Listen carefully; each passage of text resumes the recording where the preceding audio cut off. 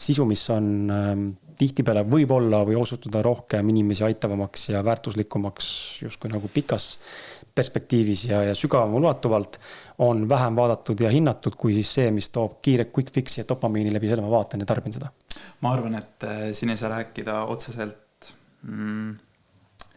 selles mõttes, et sellest, et ühtedele inimestele läheb peale üks sisu, teistele teine, aga ma arvan pigem see, et meil kõigil vahel on vaja ühesugust sisu, vahel me tahame lihtsalt naerda seda, et meel oleks lahutatud ja teinekord me vajame midagi sügavamat, need tsirkust ja leiba.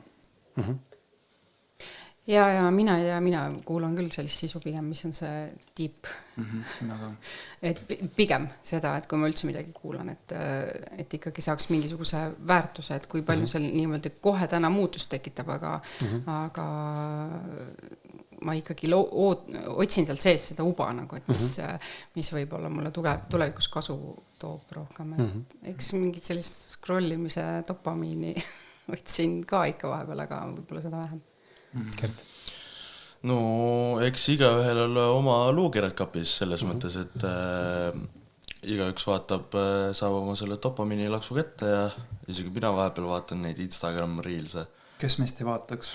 Jah, aga TikToki mul ei ole, nii et see on positiivne. Mul ka ei ole. Et ma olen vist üks väheseid, kellel TikTokki ei ole üldse. Sinna me ei jaga seda.